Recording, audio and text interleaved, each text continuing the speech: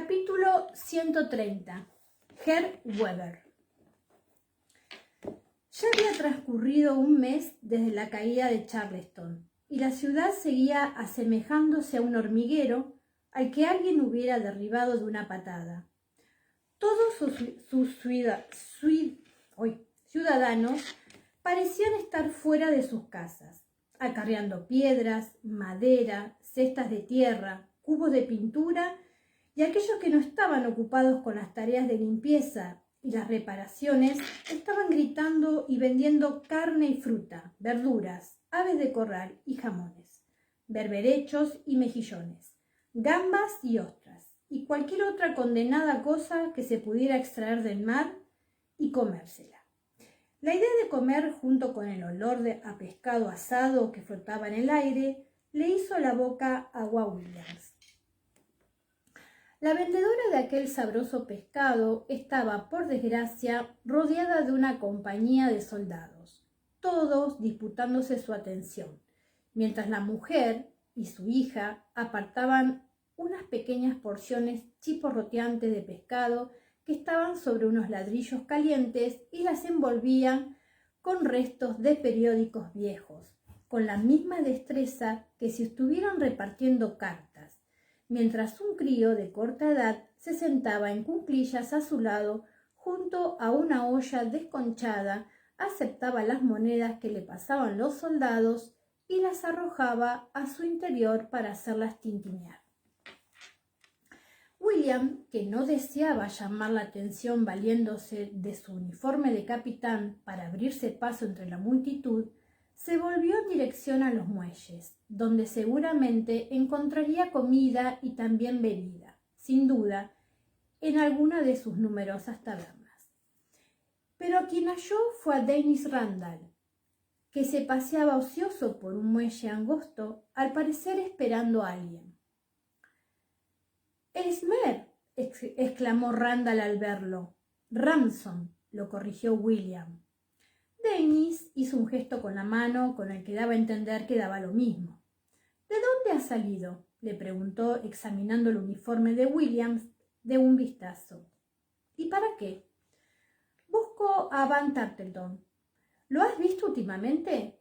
Dennis negó con la cabeza y frunció el ceño. «No, pero supongo que podría preguntar por ahí». «¿Dónde te alojas?». «Por el momento en ningún sitio». «¿Hay algún lugar decente?». Recorrió con la mirada una hilera de hombres sin camisa que brillaban a causa del sudor mientras acarreaba hacia la orilla cestas, carretillas y palés de madera cargados de escombro. «¿Qué piensan hacer con todo esto? ¿Construir un rompeolas? O mejor dicho, ¿repararlo?». Había una desordenada y serpenteante hilera de fortificaciones delante de los restos de rompeolas, que había sufrido muchos daños con los bombarderos del asedio. Deberían, pero me atrevería a decir que se limitarán a tirar todo eso al agua y dar por terminado el asunto. En cuanto a un sitio donde dormir, inténtalo en la casa de la señora Warren de la casa Broad.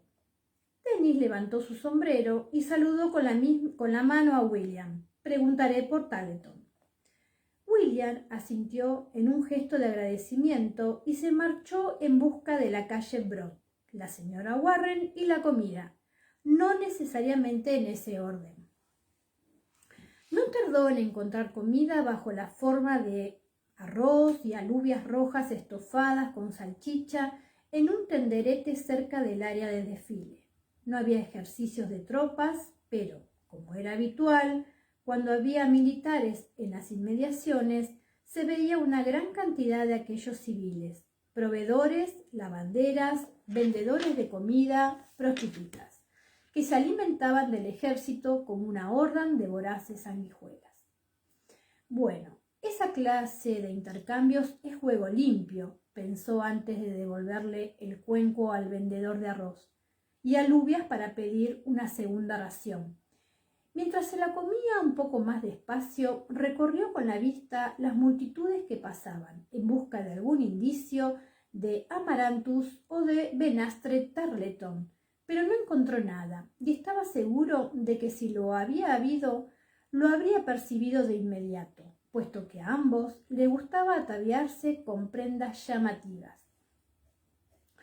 Cuando satisfizo su hambre, caminó por la ciudad, a paso lento, subiendo y bajando por las arterias principales, asomándose a las tiendas, bancos e iglesias por lo que pasaba.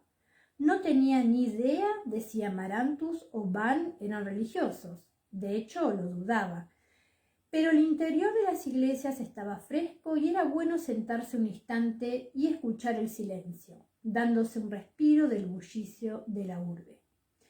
Llegó a la casa de la señora Warren poco antes del atardecer y después de cenar un pescado muy decente se fue a la cama cansado como un perro y con un ánimo lúgubre. A la mañana siguiente ambos estados se habían invertido, por lo que saltó de la cama con la mente y el cuerpo renovados y con un ánimo decidido. En primer lugar iría al cuartel general del Cornwallis. Ya había visto la casa, con sus banderas del regimiento, en las peregrinaciones de la noche anterior. Sin duda, había alguien allí que como mínimo supiera dónde se suponía que tenía que estar Banastre Tarleton. Y sí lo había. Aunque las noticias no eran alentadoras, el coronel Tarleton había viajado al sur 2 semanas antes con una compañía de su legión británica persiguiendo grupos de milicianos americanos que habían huido. Había regresado un mensajero para informar del resultado de una escaramuza pequeña pero desagradable cerca de un sitio llamado Waxwalk. Las tropas de Tarleton habían ido hiriendo a la mayoría y tomando. Sin embargo, el coronel Tarleton había resultado herido como su caballo había resultado herido porque su caballo le había caído encima y todavía no había regresado a Charleston. De acuerdo, esto eliminaba a Van de la lista de Williams de una manera bastante definitiva. Era imposible que Tarleton hubiera prestado auxilio a Amaranthus en su huida. ¿Qué podía hacer ahora? Los muelles, por supuesto. Había empezado a buscar allí la noche anterior, antes de que su estómago se le ocurriera otras ideas. Pero si era cierto que ella se dirigía a Filadelfia, como había dicho, y no había cogido un barco para Savannah, y no lo había hecho puesto que él ya lo había comprobado, entonces el próximo gran puerto desde el que podía haber hecho era Charleston. Y desde luego, una mujer que viajaba sola, Dios mío, ¿estaba en realidad sola? ¿Era posible que se hubiera fugado con alguien? No, claro. Pensaría que viajar en barco era más seguro, así como más cómodo, que arriesgarse a recorrer carreteras infestadas de soldados, zapadores, ex-esclavos y diligencias. Era un día hermoso y se enfrentó a su búsqueda con diligencia, iniciándola en el despacho del capitán del puerto, a quien le solicitó una lista de barcos que hubieran zarpado la última semana rumbo a Filadelfia o Nueva York, por si ha ido en busca de Ben, y los manifiestos de aquellos que los hubieran entregado. El nombre de ella no aparecía en ninguna de las listas, pero por otra parte, argumentó consigo mismo, tampoco era necesario que estuviera. Si viajaba como pasajera privada en una embarcación pequeña, no constaría en ninguna lista. Al final terminó haciendo lo que ya sabía que haría, recorrer los muelles a pie, haciendo preguntas a todos con los que se cruzaba. Después de una hora de actividad, la belleza del día empezó a disminuir, y un barco de niebla se aproximó a la costa. Decidió aplacar la sed y empezó a subir por el muelle, que era poco extenso, y lo utilizaban los botes de pesca y barcos mercantes más pequeños en dirección a tierra. Pero ¿a quién se encontró? Otra vez fue a Dennis Randall. «¡Hola!», exclamó William en voz alta antes de acercarse a Dennis por detrás y darle una palmada en el hombro. «¿Acaso vives en los muelles?» «Podría preguntarte lo mismo», repuso Dennis de manera cortante, y William en ese instante se dio cuenta de que no estaba solo. De hecho, con el cuerpo trataba de ocultar a un hombre de complexión pequeña, cuyo rostro arrugado hacía que se asemejara a ojos de William, a uno de esos cascanueces con forma de esfinge de soldado que se utilizan en Navidad. ¿Y ahora quién buscas? A una joven, respondió William con gentileza. ¿Quién es tu amigo? Dennis perdió de inmediato tanto su actitud ligeramente socarrona como la compostura. A William le pareció que en ese momento se parecía sobre todo a un gato que caminara sobre ladrillos calientes. Dennis lanzó una rápida mirada de reojo a su acompañante, cuya semejanza con un cascanueces navideño era cada vez más evidente, y luego se volvió hacia William, con un temblor visible a un lado de su mandíbula. «Debo ir a hablar con alguien», dijo. «Rápido. Él es Herr Weber. Vigílalo. Regresaré tan pronto pueda». Y con esas palabras se fumó por el muelle rumbo al agua, casi corriendo de la prisa que tenía. William vaciló sin saber con seguridad qué hacer. Tenía cierto miedo de que Dennis se hubiera dado a la fuga. Bueno, era evidente que lo había hecho, pero ¿de qué estaba huyendo? ¿Y hubiera abandonado por completo a su acompañante alemán? En cuyo caso, ¿qué haría él con este tipo? Weber tenía la mirada centrada en las tablas del suelo del muelle, con el ceño ligeramente fruncido. William se aclaró la garganta. «¿Quiere tomar una copa?», le preguntó en tono cortés, y señaló con un movimiento de la cabeza una casucha en la orilla, cuya parte delantera estaba abierta y donde un par de grandes barriles y la presencia de un marinero tendido en el suelo y en estado de inconsciencia indicaban que con toda probabilidad aquel era un establecimiento en el que se servían bebidas alcohólicas. Bueno, acá viene el texto en inglés, que bueno, no, chicas, perdón. «Ich spreche kein Englisch», dijo el hombre, y extendió las manos en un gesto de disculpa por no hablar inglés. «Keine Sorge, ich spreche Deutsch», repuso William con una reverencia. Era como si le hubiera informado a Herr Weber de que se le estaban incendiando los pantalones, en lugar de haber formulado la sencilla afirmación de que él, William, hablaba alemán. Las facciones del cascanueces se retorcieron en un gesto de alarma, y empezó a dar vueltas hacia un lado y hacia el otro en busca de Dennis, quien en esas alturas ya había desaparecido. William, temiendo que Weber intentara escapar, lo agarró del brazo. El resultado fue un grito agudo y un golpe en el estómago de William. Considerando el estado de Weber, no había sido un mal intento, pero William gruñó al sentir el impacto. Le soltó el brazo, lo agarró. «¡Quieto!», exclamó. «Ich twitch, which nichts», repitió en alemán. Su aseveración de que no tenía ninguna intención de hacerle daño no pareció sosegar al caballero, pero la sacudida al menos hizo que abandonara su intento de escapar. Se quedó flojo mientras William lo sostenía entre los brazos y empezó a jadear. «¿Qué pasa?», preguntó bruscamente William en alemán. Señaló el muelle con un gesto. «¿Ese hombre lo tiene prisionero?». Weber negó con la cabeza. «Nein, ist mein Freund. Es mi amigo». «Bueno, pues». William lo soltó y retrocedió un paso, abriendo las manos como señal de que no tenía intención de causarle ningún mal. «También es el mío, mein Ouch». Weber asintió con recelo y se estiró el chaleco, pero rehusó seguir conversando y retomó su pétrea impasibilidad. Un ligero temblor lo atravesaba a intervalos, pero su rostro no revelaba nada, aunque cada cierto tiempo echaba un vistazo a la niebla, que se volvía cada vez más tupida al final del muelle. William alcanzó a divisar algunas siluetas, en su mayoría de mástiles que asomaban a la bruma de manera repentina cuando cambiaba el viento, y el aire espeso transportaba gritos aislados que sonaban lejanos. un momento y alarmantemente próximos al siguiente. La niebla era cada vez más espesa y se extendía por el muelle.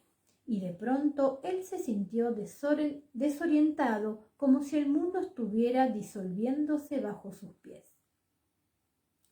Y entonces Dennis apareció de repente, sin advertencia previa. Seguía teniendo una expresión de inquietud, pero a la vez de férrea determinación. Agarró a Weber del brazo, miró a William de solayo y se limitó a decir «Comte, ya llega». Este no perdió tiempo en discutir, sino que cogió al caballero del otro brazo y entre ambos lo arrastraron hacia la niebla. Lo hicieron subir por una planchada que apareció de pronto delante de ellos. Vieron a un hombre alto de abrigo azul en la cubierta, flanqueado por dos marineros. Miró a Dennis con atención. Luego asintió y al ver a William se echó hacia atrás como si hubiera visto a un demonio. «Un soldado», le dijo a Dennis en tono cortante. Cogiéndolo de la manga, «Uno», dijeron. «¿Y ese quién es?» «Yo», empezó William, pero Dennis le dio una patada en el tobillo. «Su amigo», terminó de decir, señalándolo en actitud despreocupada. «No hay tiempo para eso», concluyó Dennis. Metió la mano en la ropa y sacó un monedero pequeño y grueso que le entregó al otro. El capitán, que según dedujo William debía de ostentar ese cargo, titubeó un momento y volvió a mirarlo con un gesto de sospecha, pero cogió el dinero. Al instante bajó a gran velocidad por la planchada, impulsando por un empujón rápido de Dennis en la espalda. Llegó al muelle tambaleándose, pero recuperó el equilibrio de inmediato y se volvió para ver cómo desde el barco, que parecía un bergantín pequeño y a juzgar por lo que alcanzaba a ver entre la neblina, subían la planchada como una lengua que se ocultara en la boca. Lanzaban un último aparejo y con un estrépito de obenques y el tirón de las velas hinchadas por el viento, el barco desaparecía en la grisura. «¿Qué demonios acaba de suceder?», preguntó, y con bastante suavidad, dadas las circunstancias. Dennis jadeaba como si hubiera corrido casi 2 kilómetros con un rifle en la mano, y el borde del pañuelo que le rodeaba el cuello estaba oscuro por la transpiración.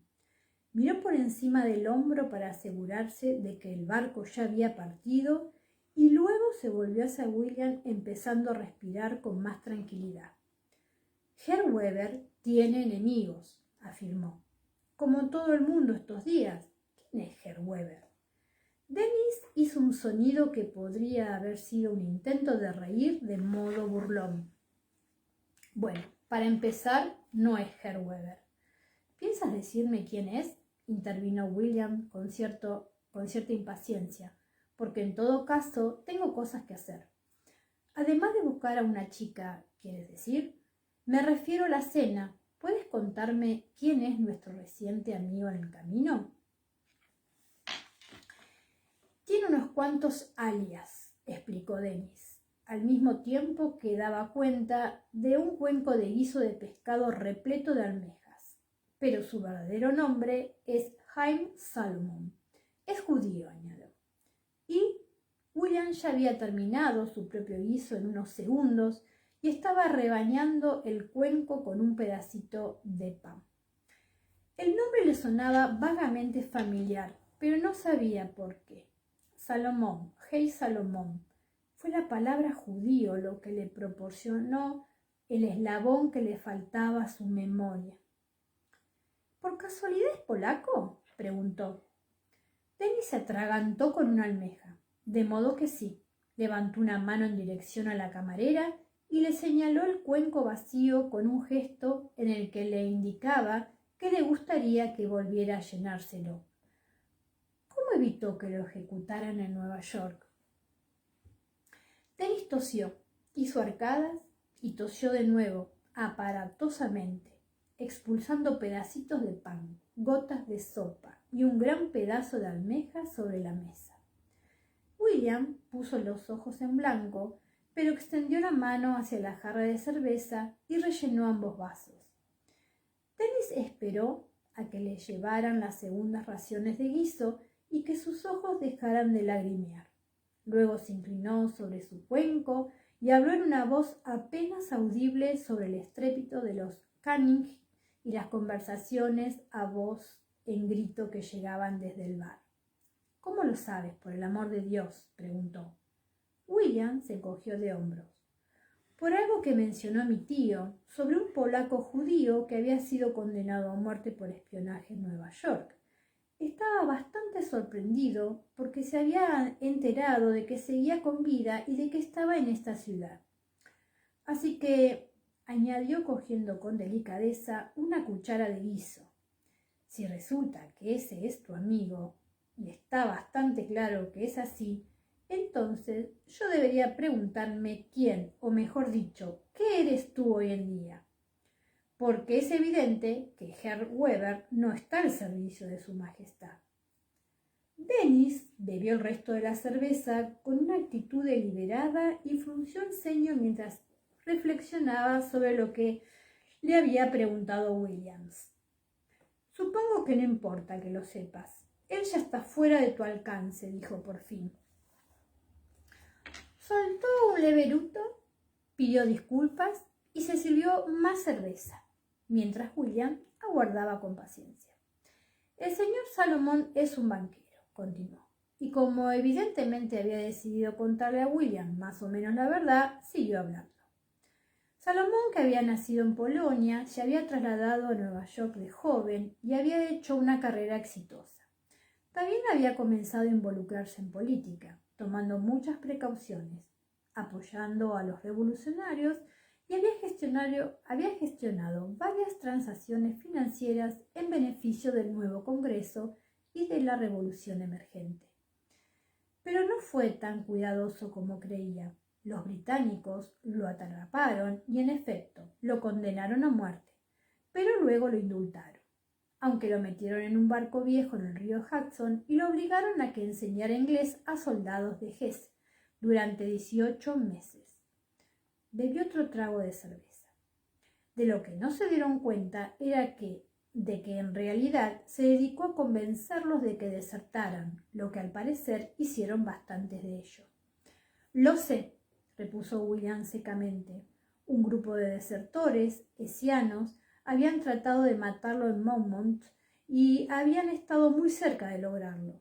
Si su desgraciado primo escocés no lo hubieran encontrado en el fondo de un barranco con la calavera rota, pero no era necesario detenerse en eso. En ese momento no, de modo que es un tipo persistente, dijo, y ahora está aquí, y teniendo en cuenta que no parece haber ningún hessiano cerca para hacer que cambie de bando, supongo que habrá regresado a sus tretas financieras, ¿no? Por lo que sé, respondió Dennis en un tono del todo despreocupado, es un buen amigo del general Washington, según he oído. Me alegro por él, contestó William cortante. ¿Y qué hay de ti? ¿Cómo estás aquí sentado contándome todo esto? Debo suponer que tú también te has convertido en un compinche del señor Washington. De hecho, a William nada de eso lo sorprendía. Dennis sacó un pañuelo y se limpió los labios con delicadeza. No tanto yo como mi padrastro, afirmó. El señor Isaacs es un buen amigo del señor Salomón y comparte tanto sus sentimientos políticos como su sagacidad financiera. ¿Es? Preguntó William levantando las cejas. ¿No me dijiste que tu padrastro había muerto y que por eso habías eliminado el Isaac de tu apellido? Ah, sí. Dennis pareció pensativo. Bueno, muchas personas creen que está muerto. Veámoslo así. A veces es más fácil conseguir ciertas cosas si la gente no sabe muy bien con quién estás tratando. De hecho, de que era evidente que el propio William no sabía con quién estaba tratando, estaba convirtiéndose en dolorosamente obvio. De modo que eres un renegado, pero en realidad no te has molestado en quitarte la casaca y ponértela al revés. ¿Es eso? Creo que la palabra francesa adecuada sería intrigante. William, pero ¿Qué cambia por una palabra? Empecé a trabajar con mi padrastro cuando tenía unos 15 años y aprendí a moverme en el mundo de las finanzas y la política.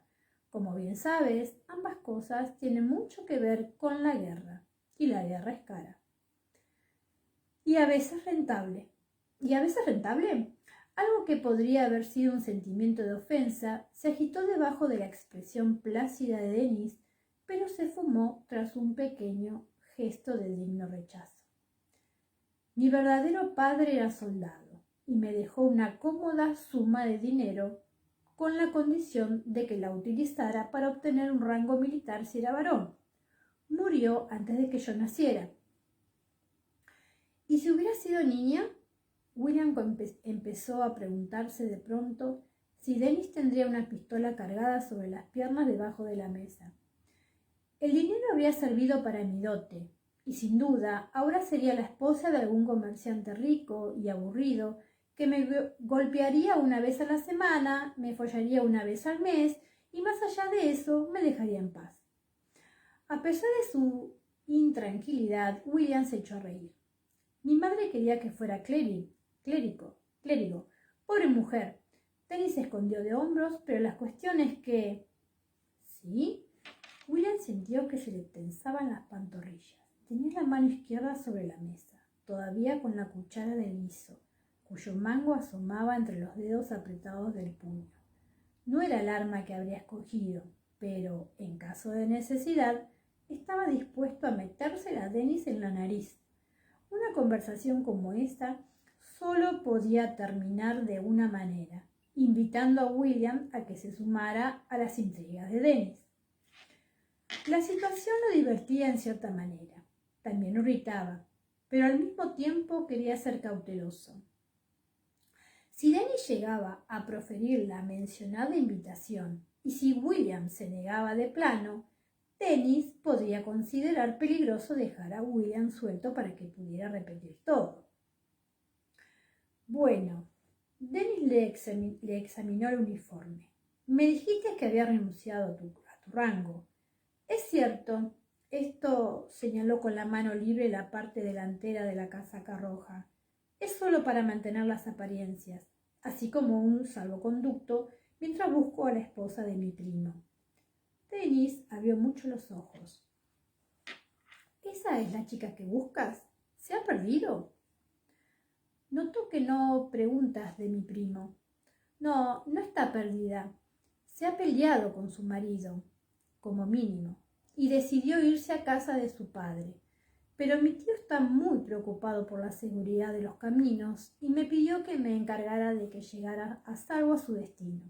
Pensé que si ella pasaba por Charleston, lo que era probable, tal vez le pediría a Van Tarleton que la ayudara. Ella y su marido lo conocen.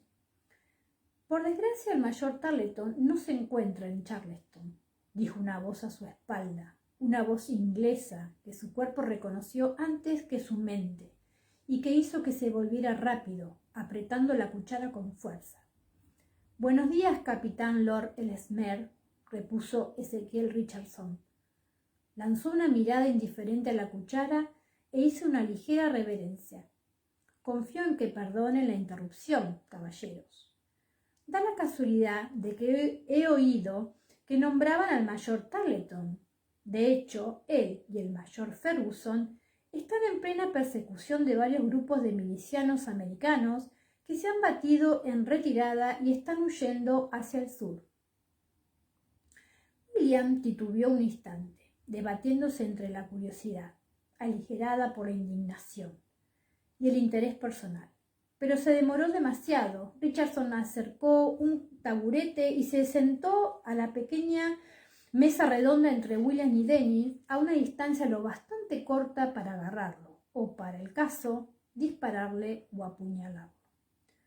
¿Herr Weber no ha dejado en buenas condiciones?, preguntó Richardson supuestamente a Dennis, pero sin apartar los ojos de William. Bastante nervioso, respondió Dennis, pero intacto. Nuestro amigo Williams ha sido de gran ayuda para evitar que saltara del muelle y se fuera a nado mientras yo me encargaba de los últimos preparativos. Estamos muy agradecidos, Lord Ellesmere. Mi apellido Ransom, señor. Las cejas poco pobladas se elevaron. Cierto. Richardson, que no estaba de uniforme, sino ataviado con un decente traje gris, le lanzó una rápida mirada de solayo a Dennis, quien se encogió de hombros ligeramente. Creo que sí, dijo de manera evasiva. Si lo que creen es que aceptaré unirme a ustedes en sus juegos traicioneros, caballeros, repuso William levantándose de la mesa, me veo en la obligación de sacarlos de su error. Buenos días. No tan rápido, afirmó Richardson, aferrando con fuerza el antebrazo de Williams. Por favor, milord. Hay una inflexión un tanto socarrona en ese milord, o al menos así le pareció a William, que no deseaba perder el tiempo en nimiedades. No formo parte del ejército, no tengo ningún rango militar, ni tampoco me corresponde lo de milord. Tenga la amabilidad de retirar la mano, señor, o se la retiraré yo. William hizo un gesto mínimo con la cuchara que, aunque endeble, era de estaño y tenía un mango que terminara en forma de triángulo. Richardson vaciló y William tensó los músculos, aunque el otro levantó la mano justo a tiempo. Le aconsejo que considere la sugerencia de Dennis, dijo Richardson en tono ligero. Es innegable que haber resignado a su puesto ha generado algunos rumores en los círculos militares, y el hecho de que se niegue a que se dirijan a usted por su título nobiliario causará más. De todas maneras, creo que tal vez usted no le gustaría la clase de rumores que se suscitarían si se hace público los motivos de sus actos. Usted no sabe nada de mis motivos, señor. William se puso de pie y Richardson lo imitó. Sabemos que es el hijo bastardo de un tal James Fraser, un traidor jacobita y actualmente un rebelde, intervino en tono tranquilo, y bastaría con echarles una mirada a ustedes dos, por ejemplo, dibujados lado a lado en los periódicos, para convencer a cualquiera de la verdad. Williams lanzó una breve carcajada, aunque sonó como un ladrido ronco. Usted diga lo que guste, señor, a quien desee decírselo, váyase al diablo. Y con esas palabras clavó la punta del mango de la cuchara en la mesa y se dio la vuelta para marcharse. Sin cambiar el tono despreocupado, Richardson habló a su espalda. Conozco a su hermana, dijo. Williams tensó un poco los hombros y a continuación decidió seguir caminando hasta que los muelles de Charleston quedaron muy atrás. Bueno, ahí terminó el capítulo 130. Permiso. Con un William Bravo, como el padre. Bueno, pasamos al capítulo 131, tormentas eléctricas en el cerro. 4 de julio del año del señor 1780, al coronel James Fraser, Cerro de Fraser, de John Sevier. Señor Fraser, le escribo en primer lugar para agradecerle el regalo de su muy excelente whisky.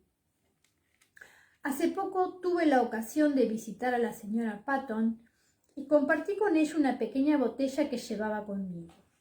A juzgar por su comportamiento, creo que su producto será bien recibido en su posada cuando usted lo desee, siempre que venga equipado con la divisa correcta. También le escribo para comentarle que Nicodemus Parkland, más allá de su involuntaria responsabilidad en mi disfrute de su whisky, no es ningún regalo para una sociedad liberal. El señor Cleveland, en su calidad de alguacil, ha encarcelado al señor Parkland y a 3 de sus compañeros bajo la acusación de alterar la paz. Los mantuvo prisioneros 3 semanas en su establo y luego los puso en libertad por separado, uno por semana, durante las 3 semanas siguientes, asegurándose de ese modo que el señor Patland no fuera recibido por un gran grupo de seguidores cuando finalmente reapareciera. He estado atento a los rumores, pero no he oído nada sobre ningún intento de reunir a un grupo de ataque, puesto que me niego a darle a esa clase de organización el apelativo de Comité de Seguridad, ya que se abusa de esta denominación con mucha frecuencia cerca de la línea del tratado. Si bien los territorios cherokee están tranquilos, otros no. Me han mencionado a un tal mayor Patrick Ferguson, quien, en pleno asedio de Charleston, fue enviado al sur con el mayor Tarleton. Sé que usted está familiarizado con el nombre de este caballero y su lealista legión británica, tras lo cual derrotaron a una fuerza de americanos en Moncks Corner, cerca de Charleston. Usted me había preguntado si conocía al mayor Ferguson, y ahora sí lo conozco. Prestaré atención por si surgen más noticias de él. Su seguro servidor, John Sevier. 10 de julio de 1780. Hubo varias tormentas eléctricas en la montaña durante la semana. El día comenzó con un breve repiqueteo de lluvia contra los postigos alrededor de 1 hora antes del amanecer, y una ráfaga de viento que entró por la chimenea llegó hasta las brasas semiapagadas y esparció cenizas calientes por el suelo del dormitorio. Jamie saltó de la cama, vertió agua del aguamanil sobre la alfombra que estaba delante del hogar y pisó las chispas errantes con los pies descalzos, murmurando imprecaciones en gaélico con una voz adormilada. Avivó las brasas que quedaban y metió entre ellas un par de gruesos leños de pino y uno de nogal, que ardían despacio junto con algunas ramitas secas. Permaneció de pie, vestido solo, con la camisa de dormir y cruzando los brazos para mantener a raya el frío de la habitación, y esperó hasta que se cercioró de que las maderas nuevas se habían encendido. Yo, que seguía acurrucada en la cama, parpadeé entre sueños, contemplando con placer su imagen. La luz del fuego que se había vuelto a encender brillaba detrás de él y se reflejaba en las piedras de la repisa, haciendo visible la silueta de su largo cuerpo a través de la tela. El roce de ese cuerpo seguía nítidamente grabado en mi piel y empecé a tener menos sueño. Cuando advirtió que el nuevo fuego estaba en marcha, asintió y murmuró algo, aunque no pude distinguir si era para sí mismo o para el fuego. Lo cierto era que existía encantamientos para el fuego en las Highlands, y no había duda de que él conocía unos cuantos. Satisfecho, se dio la vuelta, se metió otra vez en la cama, me rodeó con sus largos y fríos brazos y piernas. Mi calor hizo que se relajara, se tiró un pedo y se quedó tranquilamente dormido. Cuando volví a despertarme, ella se había marchado y la habitación estaba caliente y llena de los agradables aromas de los fantasmas de la trementina y el fuego. Pero podía oír el gemido del viento que rodeaba las esquinas de la casa, así como los crujidos de las nuevas vigas y listones de la tercera planta. Justo encima de nosotros estaba a punto de producirse una tormenta. En el aire había un olor intenso a ozono. Fanny y Agnes ya se habían levantado. Oía sus voces amortiguadas en la cocina entre los reconfortantes sonidos del desayuno. Con una mezcla de trepidación y entusiasmo, Agnes había accedido a viajar a Charleston con los Cunningham y luego a Londres, momento en el que teóricamente ya había decidido cuál de los dos tenientes sería su esposo. El capitán había sobrevivido, pero su partida había tenido que demorarse. Aunque estaba un poco mejor, su salud seguía siendo frágil, y Jamie le había ofrecido que se quedara aquí hasta que las carreteras fueran seguras. No había ninguna posibilidad de que pudiera montar a caballo. Sus piernas seguían paralizadas, aunque tenía sensaciones en los pies, y yo creía haber percibido un movimiento en uno de los dedos del pie izquierdo. Silvia y las niñas también se habían levantado, aunque a mí solo me llegaba un débil murmullo de voces desde las alturas de la tercera planta.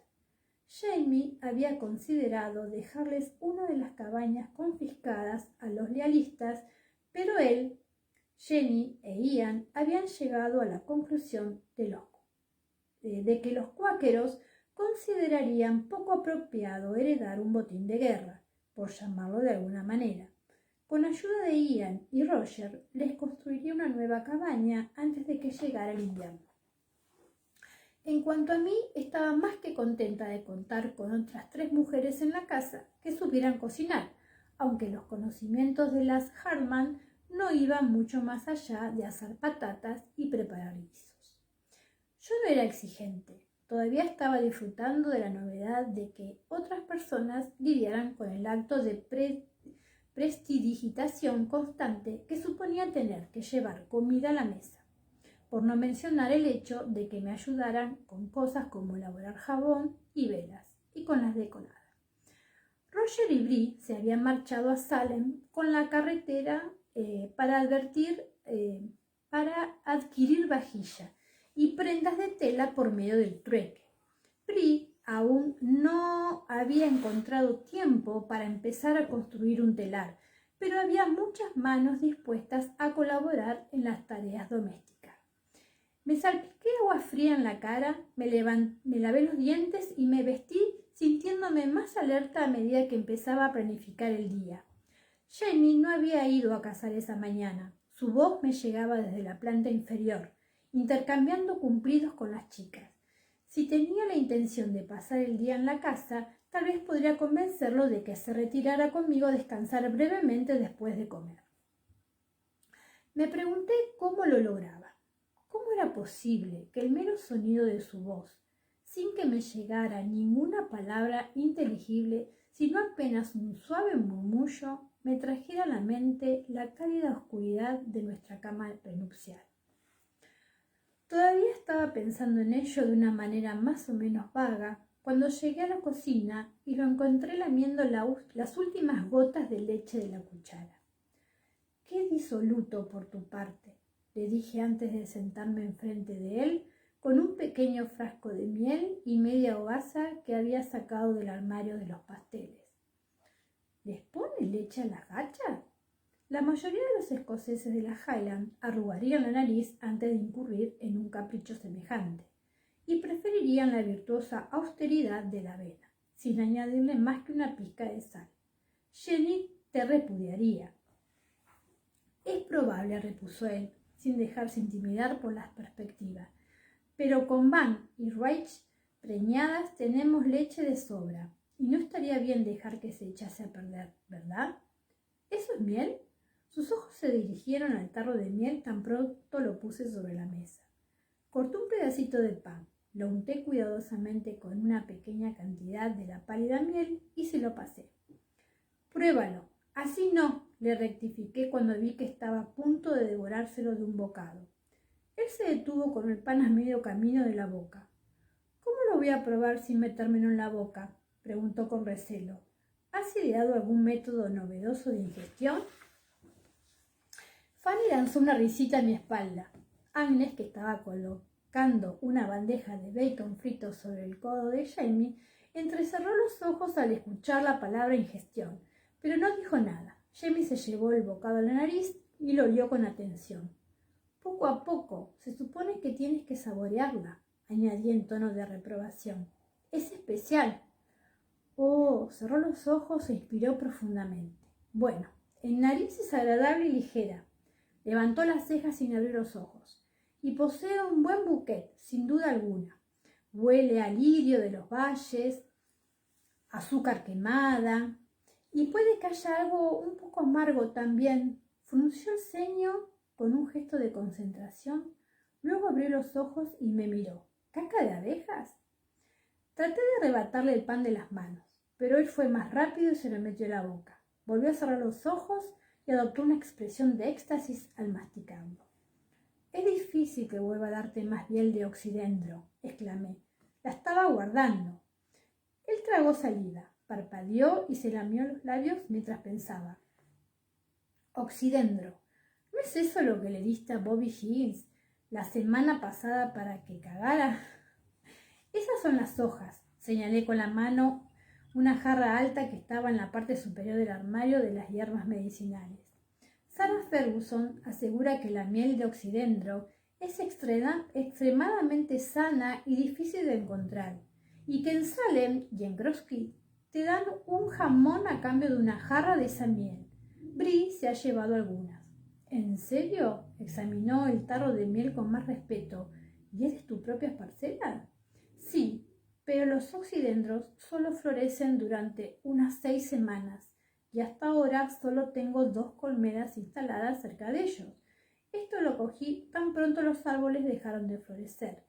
Por eso están... Un fuerte ruido de pasos en la galería y en la puerta principal ahogó mis palabras, y el aire se llenó de voces excitadas de chavales que gritaban: ¡Abuelo! ¡Amonglister! ¡Señor Fraser! Jamie asomó la cabeza por el pasillo. ¿Qué? Preguntó, y las pisadas se detuvieron tambaleándose en medio de una tormenta de exclamaciones y jadeos, entre los cuales distinguí 2 palabras: casacas rojas. ¡Ay, otra vez! Jamie no esperó a escuchar nada más. Se levantó, apartó a los chavales de su camino y se dirigió a la puerta principal. Yo corrí hacia la consulta. Cogí del armario un gran cuchillo curvo para amputaciones y salí a la carrera tras Jamie y los chicos. James, Aidan y 2 amigos seguían jadeando y tratando de explicarse, hablando atropelladamente y de manera confusa. Son 2, no, son 3, pero el otro no es un soldado, es un negro. Amonglister, un negro. Eso no sería sorprendente en ninguna región de las Carolinas, excepto en las montañas más altas. Había unos pocos negros libres en Brooksville y también existían pequeños asentamientos en los que vivían mulatos, pero ¿un negro casaca roja? El día anterior, Jamie había dejado su rifle junto a la puerta. Ahora lo cogió con una expresión decidida y recelosa en el rostro. «Bin Sokai», ordenó a los chavales en tono cortante. «Id a la cocina, pero quedaos dentro y mantener los oídos abiertos. Si oís jaleo, llevaos a las mujeres por la puerta de atrás y hacerlas subir a un árbol. Luego id a buscar a vuestros padres rápido». Los chicos asintieron, sin aliento, y yo me abrí paso entre ellos, lanzándoles una breve mirada en la que daba a entender, sin lugar a dudas, que mejor que ni se les ocurriera tratar de sacarme a mí por la puerta trasera y hacerme subir a un árbol, pasara lo que pasase. Todos me devolvieron miradas furtivas, pero luego agacharon la cabeza. Jamie abrió la puerta de golpe y una ráfaga de aire frío circuló por el vestíbulo, agitando mis enaguas, que se arremolinaron en torno a mis rodillas. Los hombres, que eran 3 y venían a caballo, ascendían poco a poco por la cuesta que terminaba en la casa. Y tal y como habían dicho los chicos, los 3 eran soldados británicos con casacas rojas. Y el que encabezaba la comitiva era, por cierto, negro. De hecho, todos lo eran. Vi que Jamie recorría con la mirada el bosque y el paisaje circundante. ¿Estaban solos? Yo eché un vistazo inquieto más allá de su codo, pero no pude ver ni percibir nada extraño. Él tampoco. Relajó un poco los hombros, examinó el rifle para asegurarse de que estuviera preparado. Siempre lo tenía cargado, lo colocó con sumo cuidado detrás de la puerta, donde estaba antes, y luego salió a la galería. Yo no estaba dispuesta a soltar mi cuchillo, pero lo oculté entre los pliegues de mi falda. Al acercarse, los hombres nos vieron en la galería. El líder frenó a su caballo un momento y luego nos saludó con la mano. Jamie también levantó la mano y ellos siguieron avanzando. En mi mente se arremolinaron docenas de posibles razones para esa visita, pero como mínimo los hombres no mostraban una actitud amenazadora. El líder se detuvo junto al poste para atar los caballos, se apeó y soltó las riendas, dejando al animal al cuidado de los otros soldados, que siguieron montados. Ese gesto me resultó vagamente tranquilizador. Tal vez solo venían a preguntar cómo llegar a algún sitio, por lo que sabía, y esperaba que, con todas mis fuerzas, en ese momento el ejército británico no tenía ningún asunto pendiente con nosotros. Era obvio que aquella persona no era el mayor Patrick Ferguson. Aún así, tenía una sensación extraña entre los omóplatos. No era temor, sino una especie de inquietud. Había algo muy familiar en ese hombre. Oí que Jamie inspiraba hondo y expiraba poco a poco. «Le doy la bienvenida, señor», dijo con una voz agradable, pero neutra. «Me perdonará que no dirija a usted por su apellido. Nunca he sabido cuál era». «Stevens», repuso nuestro visitante, y tras quitarse su gorro de encaje, me hizo una reverencia. «Capitán Joseph Stephen». «Para servirle, señora Fraser». «Y a usted, señor», añadió en un tono claramente irónico que me hizo parpadear. Tenía una peluca militar y de pronto recordé que yo lo había visto antes en la plantación de River Run, tocado con una elegante peluca blanca y de librea verde. «Ulises», exclamé, y solté el cuchillo que cayó al suelo con un fuerte zonk.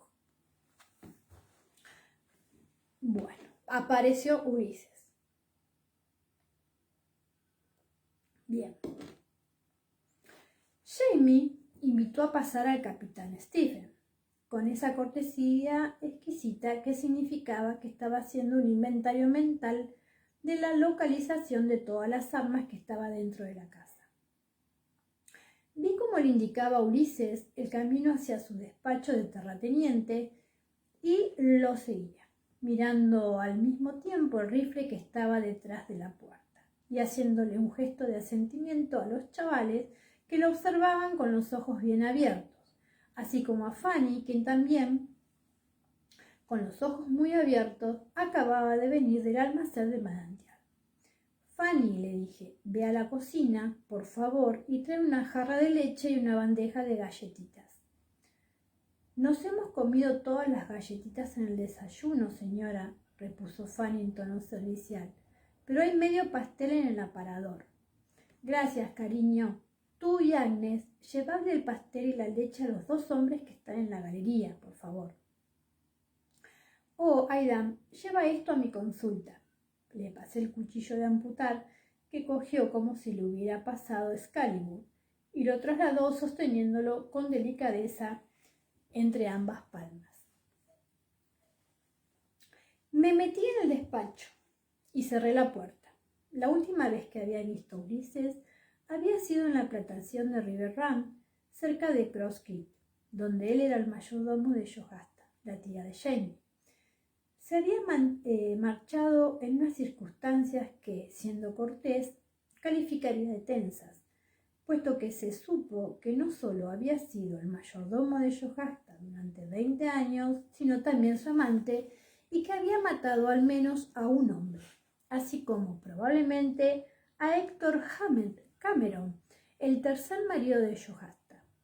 Yo no sabía qué había sido de él durante los últimos 7 u 8 años, pero el hecho de que estuviera cerca de Jamie y acompañado de escoltas armados era bastante perturbador. «Señora Fraser», se había vuelto cuando entré, y al hablar me hizo una reverencia y me examinó de arriba abajo como si estuviera evaluándome de manera deliberada, haciendo gala de una actitud inapropiada para un mayordomo. «Celebro verla bien». «Gracias. A usted también lo veo bien, capitán Steven». Era cierto, era alto e imponente.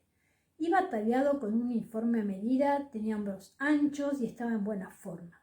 Pero a pesar de su aparente buena salud, su rostro dejaba traslucir las señales de una vida dura, y sus ojos habían cambiado.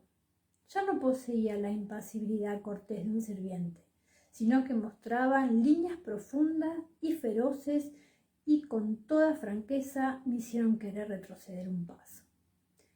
Él fue consciente de ello e hizo un mohín risueño con los labios, pero apartó la mirada. Jamie estaba buscando whisky en el armario.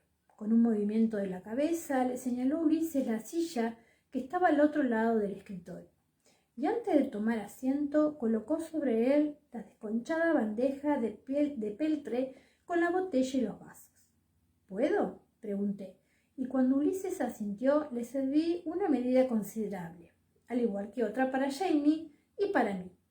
No pensaba irme sin averiguar el motivo de la visita del capitán Steven. Cogí mi vaso y me senté en un taburete un poco detrás de Jamie. Slime. Jamie levantó un poco su vaso y Ulises sonrió levemente. Slime Matt, respondió.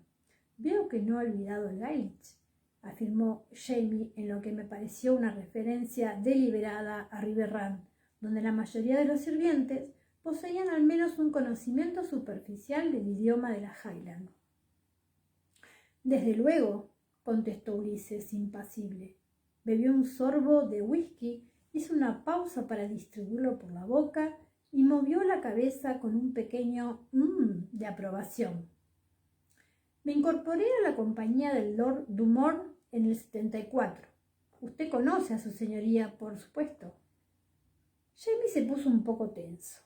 Así es, repuso con educación, aunque no he tenido el placer de volver a verlo desde antes de Culloden. ¿Qué? Intervine. Yo no recuerdo ningún Lord Dumont. Bueno, no tenía ese título entonces.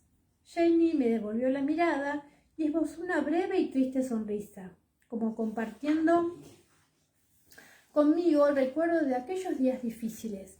Pero sí lo conoces, Asenach. Se llama John Murray. En esa época era apenas un muchacho, un paje de Charles Stuart.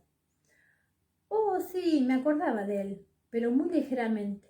Un joven poco agraciado, de mentón hundido, nariz grande y un cabello rojo que llevaba mechones desordenados. ¿Así que ahora es Lord Dumont? Así es, y hace poco ha sido nombrado gobernador de la colonia de Virginia, comentó Ulises. Y desde hace muy poco tiempo es el comandante de una importante fuerza que combatió contra los indios Shawnee en Ohio. Una operación exitosa en la que tuve el privilegio de participar. Sonrió al decirlo y yo sentí una ligera inquietud en el hueco del estómago. Las guerras indias eran un asunto turbio. Sí, asintió Jamie en todo displacente. Pero seguramente el ejército no tiene asuntos de esa clase con los Cherokee, aunque tal vez usted haya venido con la provisión de pólvora y balas que le ha asignado el gobierno. ¿Es así? Lo que me trae aquí no tiene ninguna relación con el ejército ni con los Cherokee, respondió Ulises en tono cortés. De hecho, pienso retirarme pronto del ejército. Tal vez debería seguir su ejemplo, señor Fraser, y convertirme en hacendado. Pero por el momento, señor, el motivo de mi presencia tiene que ver con usted, aunque es una visita personal más que oficial, al menos por ahora. ¿Una visita personal?, repitió Jamie, y se echó un poco hacia atrás de la silla antes de inclinar la cabeza. ¿Y qué asunto personal tiene usted para tratar conmigo? Su tía, dijo Ulises. Se inclinó hacia adelante y clavó los ojos en la cara de Jamie. ¿Todavía vive? Me quedé un poco desconcertada, pero al mismo tiempo me di cuenta de que en realidad no estaba sorprendida. Del mismo modo que tampoco lo estaba Jamie, que mantuvo la misma expresión, pero respiró larga y lentamente antes de responder. En efecto, aseguró, aunque no puedo decirle mucho más. La expresión de Ulises sí que había cambiado. Tenía el rostro animado y apremiante. ¿Puede decirme dónde está? Yo no siempre sabía lo que Jamie estaba pensando, pero en ese instante me sentí bastante segura de que los dos pensábamos lo mismo. Yocasta se había casado con Duncan Haines, uno de los amigos de Jamie, y como no nos enteramos mucho más tarde, al mismo tiempo mantuvo su antiguo romance con Ulises. Tras las caóticas repercusiones de los sucesos que tuvieron lugar en River Run y las subsiguientes revelaciones dramáticas, Ulises huyó. Yocasta vendió River Run Ella y Duncan se trasladaron primero a Nueva Escocia y más tarde a una pequeña granja de la isla de St. George. Yo sabía que el ejército británico ofrecía la libertad a los esclavos que se sumaran a sus filas, y era evidente que ese era el camino que había escogido Ulises con Lord Dumont. Yocasta lo había manumitido en secreto años antes pero una libertad reconocida oficialmente era un procedimiento mucho más seguro, en especial en Carolina del Norte. Cuando un esclavo liberado por su amo o ama debía abandonar la colonia en medio de 10 días para no correr el riesgo de que volvieran a capturarlo o a venderlo. De modo que ahora era un hombre libre gracias a la buena voluntad del gobierno británico, completa y permanentemente libre, siempre que no cayera en manos de americanos con ideas diferentes. Si bien saberlo me hizo sentirme contenta por él, yo albergaba muchísimas reservas. Tras su mansa máscara de miembro de la servidumbre, aquel hombre había vivido 20 años de incógnito como el verdadero amo de River Run y había asesinado sin escrúpulos. Era más que evidente que su amor por Yocasta había sido apasionado, del mismo modo que el de ella por él, y ahora quería volver a buscarla. Muy romántico y muy inquietante. Recordé con nitidez los restos de Daniel Rowling despatarrado en el suelo del mausoleo de River Run y sentí que se me erizaba la piel de la espalda. Eché una mirada rápida a Jamie, quien tomó la precaución de no devolvérmela. En cambio, suspiró, se frotó la cara, dejó caer la mano y miró a Ulises a los ojos. No tengo ningún contacto con mi tía desde hace 5 años, le comentó, y no sé casi nada sobre ella, salvo que está viva. Y bien, o al menos eso fue lo que me comentó mi primo Hamish cuando me lo encontré en Saratoga hace unos 3 años. Y esas fueron las últimas noticias que tuve de ella. Eso en gran parte era cierto, aunque en realidad sabíamos un poco más, puesto que Yocasta le escribía cada cierto tiempo a su viejo amigo Farquhar Campbell, que vivía en Crosskey. De todas maneras, a mí me parecía razonable que Jamie no deseara transmitirle al capitán Ulises Stevens ninguna información que le hiciera seguir un rumbo peligroso y terminar enfrentándose al inadvertido y desarmado Duncan Haines, quien por si fuera poco solo tenía un brazo. Ulises miró a Jamie de arriba abajo un largo minuto, durante el cual yo alcancé a oír el tic-tac del diminuto reloj de plata de Jenny, que estaba en el estante a mi espalda y que ella había olvidado la semana anterior, cuando había venido a ayudarme a cargar lana. Por fin Ulises lanzó un pequeño gruñido que podría haber sido tanto de ironía como de enfado, y se echó hacia atrás en la silla. Eso creía, dijo en un tono manso. Sí, lamento no poder responderle nada más, capitán. Jamie echó su silla hacia atrás, empezó a ponerse de pie, pero Ulises levantó su rosada palma para impedírselo. No tan rápido, señor Fraser. No, le pido disculpas. Es general Fraser, ¿no? No, respondió Jamie en tono cortante. He renunciado a mi rango en el ejército continental y ya no tengo ninguna relación con esa fuerza. Ulises asintió, cortés como siempre. Por supuesto, perdóneme, pero hay cosas más difíciles a las que renunciar que un rango militar, ¿verdad? Si tiene algo más que decir, replicó Jamie con un filo en la voz, dígalo y luego vaya con Dios. Aquí no hay nada para usted. La sonrisa de Ulises reveló que le faltaba un premolar en un lado de la boca, así como un diente muerto y gris al lado del hueco.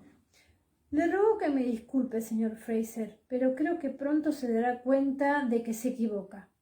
Sí que tengo un asunto que resolver aquí con usted.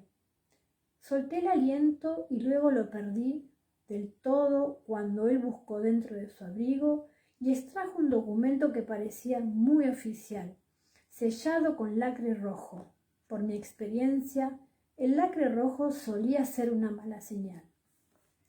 Léalo, por favor, señor, dijo Ulises, y tras desplegarlo lo colocó con sumo cuidado sobre el escritorio delante de Jamie. Este alzó las cejas y miró a Ulises un instante, pero luego se encogió de hombros, levantó la carta y rompió el sello con la punta de su cuchillo de despellejar que usaba como abridor de cartas. Tenía las gafas sobre el escritorio y se las puso con una lentitud deliberada antes de alisar las arrugas de la carta. Desde donde estaba podía oír las voces de la casa. Las niñas habían regresado del almacén del manantial con queso para la cena y la pella de mantequilla que necesitaríamos para hornear al día siguiente.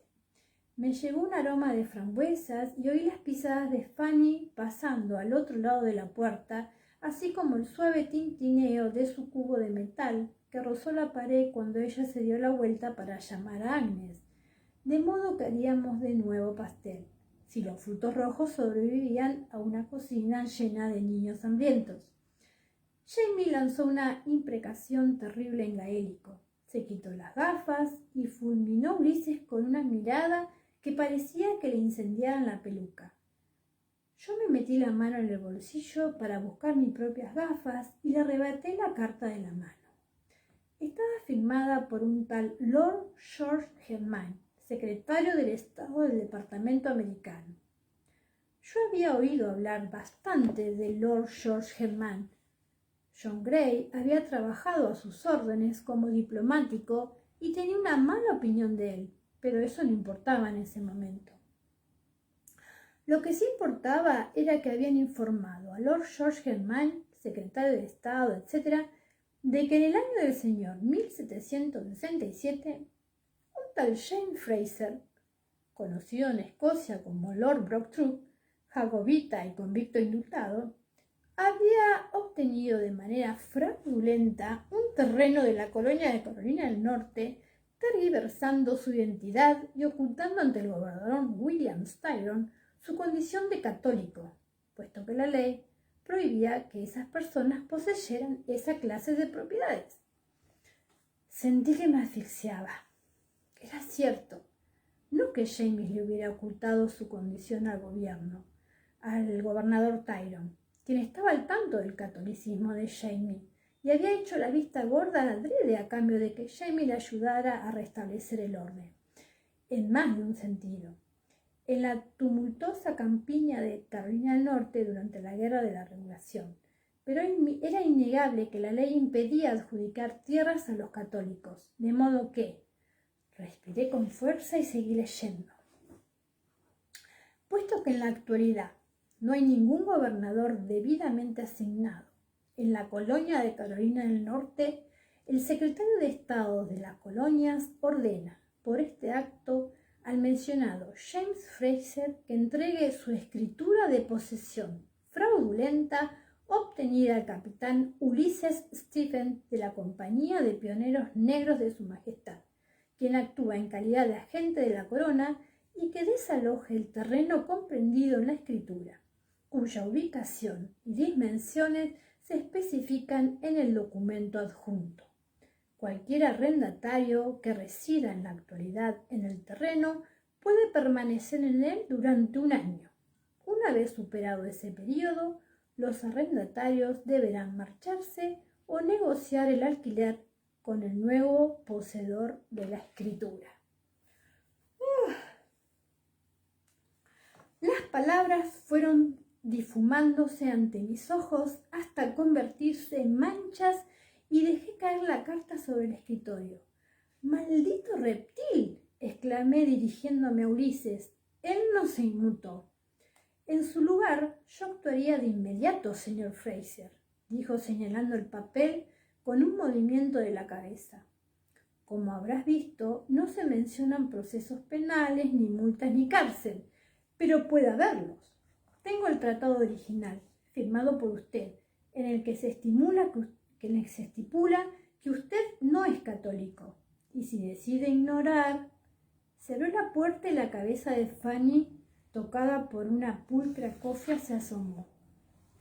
Señor, Agnes me ha dicho que estos hombres se quedan a cenar. ¿Es así? Hubo un instante de silencio profundo.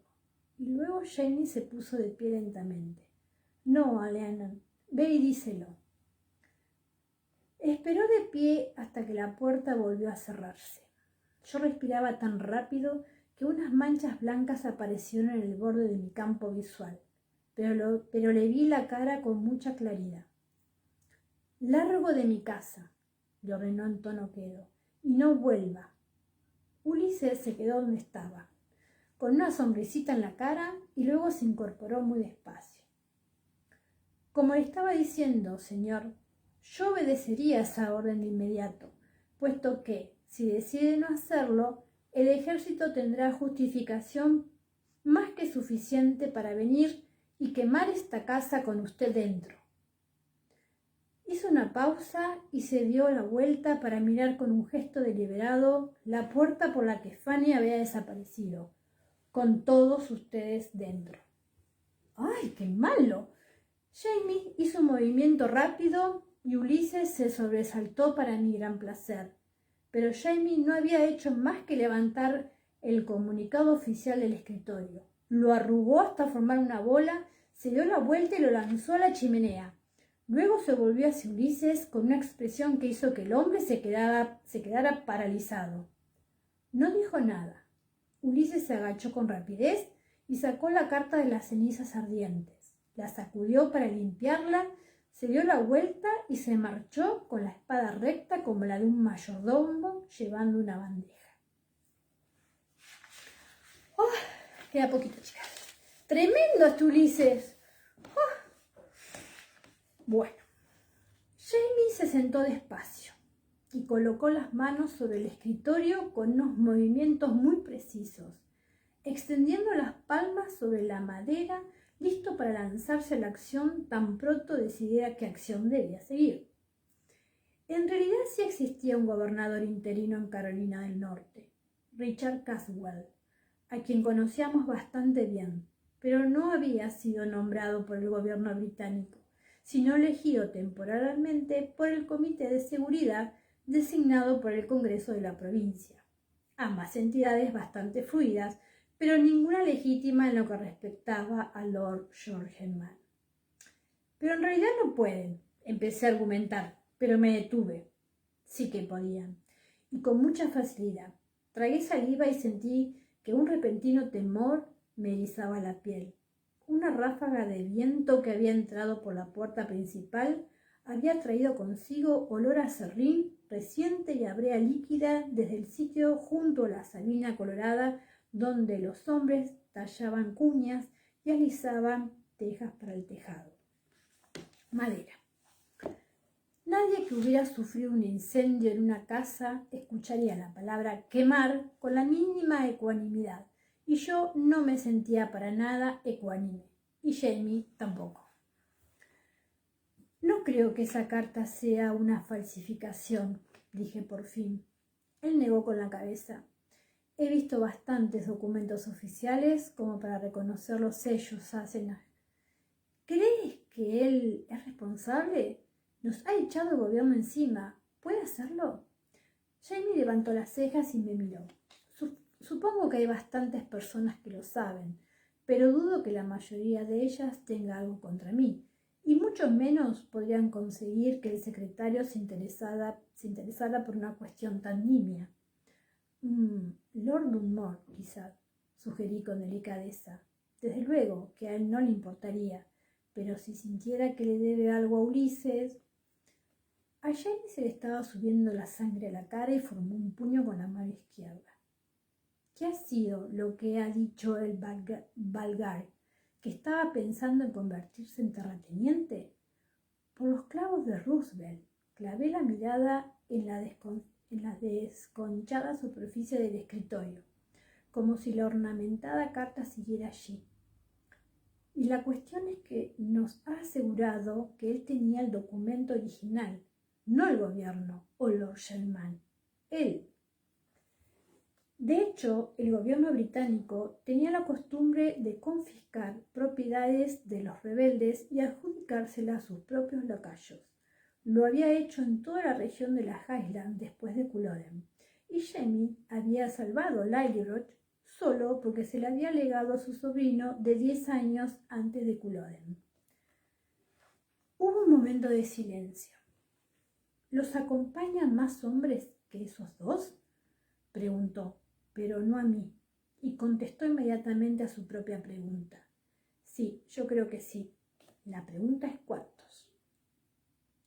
Fuera cual fuese la respuesta, hizo que se incorporara de un salto, con una mirada decidida en la cara y con una capa subyacente de intensa ferocidad que no me costó nada detectar. Yo me sentía de una manera bastante similar y mi impresión y miedo estaban convirtiéndose en furia. «¡Maldito cabrón!», exclamé. Él no respondió, sino que asomó la cabeza por el pasillo y gritó: «¡Ay, Dan!». Bob Higgins fue el primero en aparecer, con la cara sonrojada de alarma y entusiasmo. No era un buen jinete, pero podía cabalgar bastante bien en su sendero despejado y desde el episodio del oso había recuperado la costumbre de portar un mosquete. «Va a venir Ian, lo más rápido que pueda», le dijo Jamie mientras se apresuraba a ensillar y ponerle las bridas a Phineas, el más veloz de nuestros 3 caballos de silla. «Y he enviado a los muchachos a que avisen a los Lindsay, Gilly, Macmillan y los Mayhew. Ellos harán correr la voz, pero vendrán solos. Tú me acompañarás a mí, y cuando estemos seguros del camino que han tomado, te mandaré aquí de vuelta para que informes a los demás y les indiques cómo llegar a donde yo me encuentre». «Sí, señor», respondió Bobby con reflejo, enderezando la espalda. «Quien ha sido soldado lo es para siempre». Jamie le dio una palmada en el hombro y puso un pie en el estribo. «Vete, pues». Bendijo a quien fuera que estuviera a cargo del tiempo, ya fuera santo o demonio, puesto que la lluvia se había demorado y no le resultaría difícil seguir el rastro de Ulises y sus 2 hombres en el terreno enlodado. No tardó en hacerse evidente que había más de 2 hombres con Ulises. Jamie y Bobby llegaron a un punto a menos de 2 kilómetros de la casa, donde las huellas se veían en el barro revuelto, desvelaban que Ulises se había sumado a una banda de al menos 20 hombres, aunque podía ser más. «Vuelve a la casa», le gritó Jamie a Bobby, e hizo un gesto con la mano que abarcaba el pequeño claro. «Dile a Ian que venga hasta aquí con todos los hombres que consiga reunir y que deje un mensaje para el resto. Hasta un ciego podría seguir a este grupo». Bobby asintió, se encasquetó el sombrero y ascendió la colina, inclinándose peligrosamente hacia atrás en la montura y aferrando las riendas junto al pecho. Jamie hizo una mueca, pero le hizo un gesto tranquilizador con la mano cuando Bobby miró hacia atrás por encima del hombro. Lo único que hacía falta era que se cayera del caballo antes de llegar a la casa. «Incluso si se cae y se rompe el cuello», murmuró para sus adentros, al mismo tiempo que tiraba de las riendas para girar, «los otros podrían seguir nuestras huellas hasta este punto, siempre y cuando no llueva». Levantó la mirada hacia arriba, vio un vertiginoso remolino de nubes negras y el resplandor de un relámpago silencioso. Contó hasta 10 hasta que llegó el ruido distante del trueno. «Trobat», le ordenó a Finn, y emprendieron el camino cuesta abajo, siguiendo las negras huellas de casco que todavía se veían con claridad. ¡Ay, chicas! ¡Qué emoción este capítulo! Ay, bueno, Ulises realmente no es como lo recordamos en la serie, ¿no? Tenía otro perfil, pero bueno. Bueno, chicas, espero que haya salido todo bien, que hayas escuchado bien, que haya sido linda la lectura. Y bueno, seguimos en compañía de las otras asesinas que van a terminar, que ya queda re poquito, miren las hojitas que quedan. Y bueno, y después a esperar el 10º libro, que ojalá y Dios quiera sea pronto, y que Diana lo pueda alargar a la brevedad. Bueno, les mando un beso enorme, muchas gracias por estar en compañía de esta lectura y bueno, nos seguimos viendo en la maratón. Un besito para todas. Gracias.